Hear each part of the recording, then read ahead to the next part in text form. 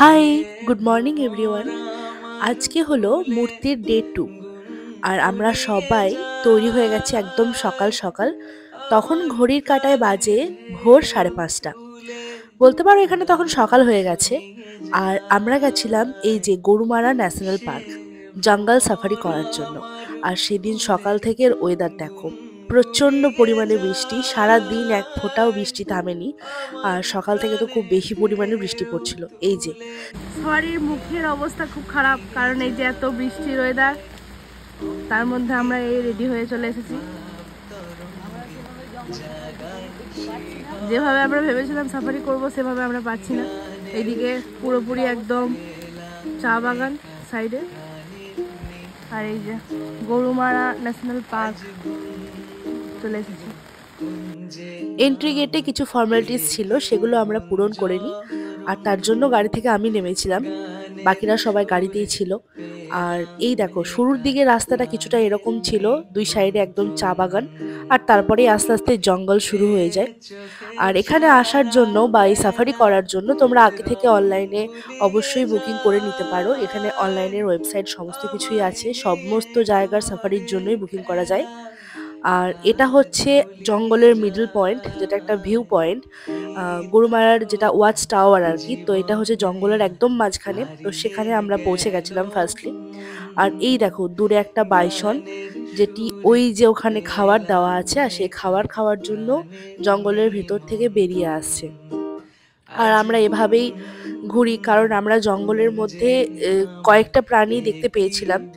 তো আমরা সেভাবে বিশেষ কিছু দেখতে পাইনি এই কারণেই, কারণ এই যে ওয়েদার খারাপ, এত বৃষ্টি, সেই কারণে। আর এই বৃষ্টির জন্যই বেশিরভাগ পশুরা বাইরে বেরোয়নি, তারা কোনো না কোনো ভেতরে বা কোনো না কোনো বড় গাছের নিচে হয়তো আশ্রয়ে ছিল। আর প্রচণ্ড পরিমাণে ওয়েদার খারাপ ছিল, আমরা নিজেরাও ভাবতে পারিনি যে ডুয়ার্সে যাওয়ার পর দিন থেকেই, মানে যাওয়ার দিন থেকেই এত পরিমাণে বৃষ্টি স্টার্টিং হবে এখানে, সেটা আমরা নিজেরাও বুঝতে পারিনি।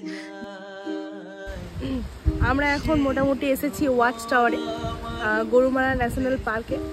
আর পার্কের মধ্যে আমরা সাফারি করার সময় অনেক কিছুই দেখতে পেয়েছি, কিন্তু বৃষ্টির কারণে বেশিরভাগ পশুই বাইরে আসেনি। তো এখন আমরা আছি ওয়াচ টাওয়ারে, আর সেখান থেকে আমরা সামনের ভিউটা লক্ষ্য করছি।